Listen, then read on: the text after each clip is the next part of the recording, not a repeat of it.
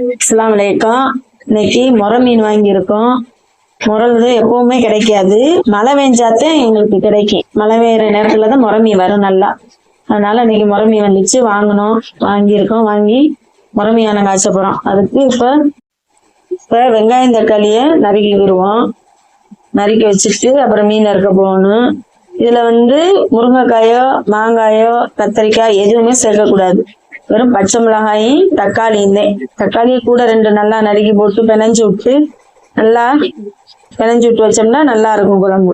மித்த அந்த இதெல்லாம் போட்டோமாக்கா முருங்கைக்காய் இதெல்லாம் போட்டா மீன் நொறுங்கிடும். அதனாலதான் எந்த ஒரு இதுவும் போடக்கூடாதுன்னு சொல்றது. சின்ன வெங்காயம் நல்லா சேர்த்துக்கிறோங்க.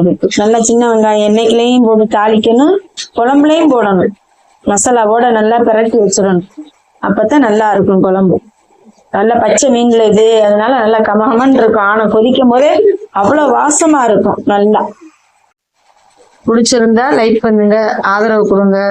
மசாலாவுல கலக்க போகும்போது அதுல என்னென்ன போட்டு பிணைஞ்சு வைக்கிறேன்னு பாருங்க, ஃபுல்லா பாருங்க. அப்ப பார்த்தாதான் தெரியும் குழம்பு வைக்கிறது எப்படின்னு. வாங்க இப்ப மீனை நறுக்கிட்டு வந்துருவோம். மீனை கழுகிட்டு வந்துட்டு அப்புறம் பாப்போம் மசாலா எப்படி பரட்டுறது.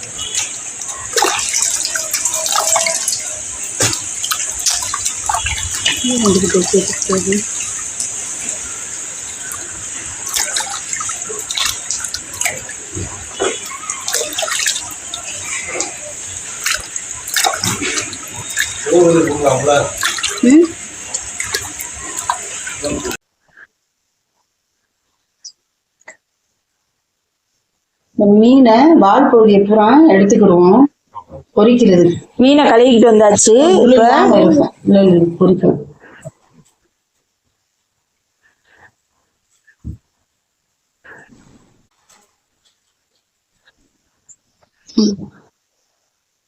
மீனுக்கு மஞ்சள் பொடியை போட்டு பருத்தி வச்சு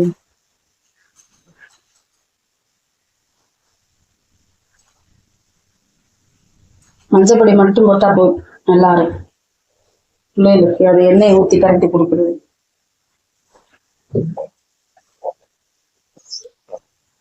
உப்பு போட்டு கரட்டி வச்சு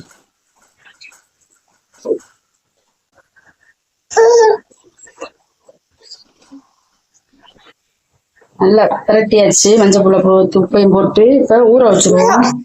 மூடி கொஞ்ச நேரம் இருக்கட்டும்.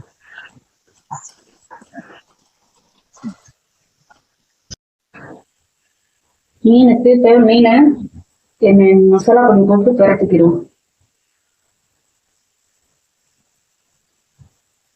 இதுல எல்லாம் கலந்துருக்கு. மிளகாய் எல்லாம் போட்டு அரைச்சிட்டு தேவைப்பட்டா மிளகாய், நமக்கு தேவைப்பட்டா மிளகாத்தூள் சேர்த்துக்கலாம். உரப்பு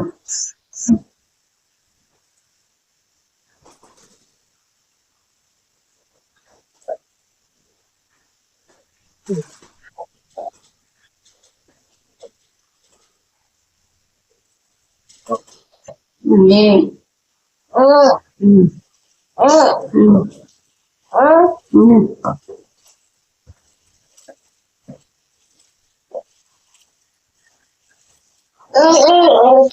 நல்லா பரட்டியாச்சு. இப்போ இதுல மீனை சேர்த்துருவோம்.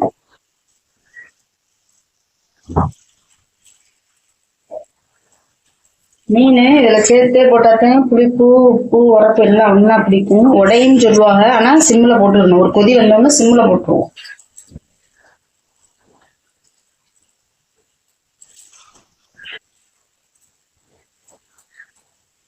புளி ஒரு உருண்டைக்கான எலுமிச்சம்பழத்தை உருண்டையை விட கொஞ்சம் போட்டு. என்ன தக்காளி பழம் சேர்க்கிறோமா, இது தக்காளி பழம் பச்சை மிளகா வெங்காயம் இருக்கு, வேற ஒண்ணும் போடக்கூடாது. மீன் நொறுங்கி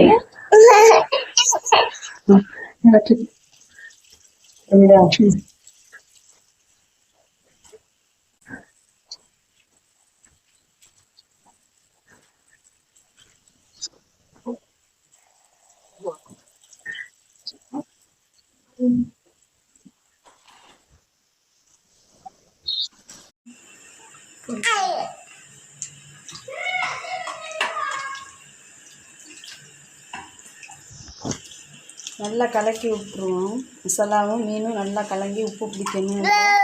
பச்சை மிளகாய் நல்லா பிணைஞ்சு விட்டு தக்காளி பழத்தையும் நல்லா பிணைஞ்சு விட்டு நல்லா இருக்கும், வாசமாக இருக்கும். உப்படி போட்டுருவோம். போட்டு பிடிச்சாத்த உப்பு புளி உரப்பு எல்லாம் பிடிக்கும். சட்டி காஞ்சிருச்சு. வெந்தயம் வெந்தயம் போட்டு வெடிக்க விடுங்க. ஃபஸ்ட்டு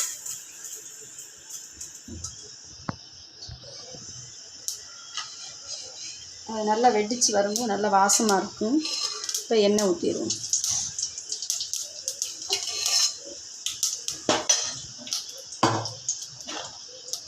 வெங்காயம் நல்லா வதங்க வச்சுட்டு தக்காளி பழத்தை எடுத்து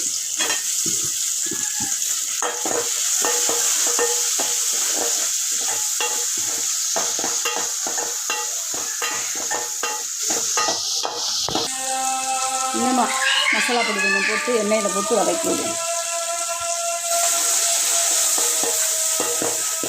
ரொம்ப கறி ஊற்றக்கூடாது. போட்டு கொஞ்சம் நேரம் ஊற்றிடுவோம் குழம்பு.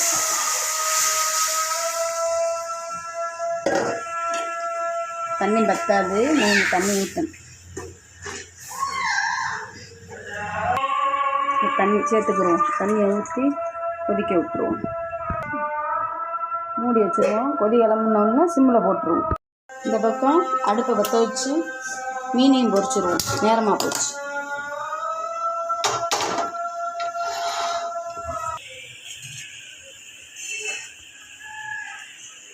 எண்ணெயை ஊற்றி மீனை பொரிச்சு விட்டுருவோம்.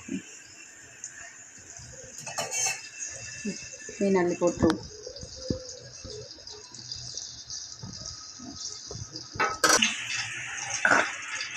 மீனை எடுத்து போட்டு வெறும் மஞ்சள் பொடி தான் இது. மஞ்சள் பொடியும் உப்பு பிள்ளைகளுக்கு இந்த எண்ணெயில் பரட்டி கொடுக்குறதுக்காக நல்லா இருக்கும். உரத்துக்கு தான் எண்ணெயை பரட்டி சாப்பிடாது.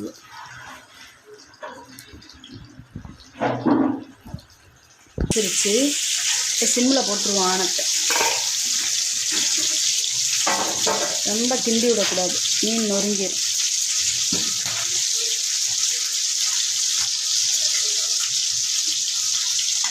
இடையில உப்பு பார்த்துக்கிறோம். நம்ம கொஞ்சம் குறைவாக இருக்குது, போட்டுக்கிறோம்.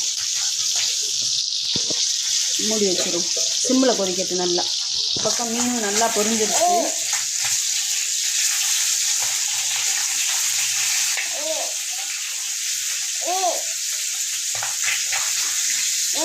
நல்லா மீன் பொரிஞ்சு மிச்சா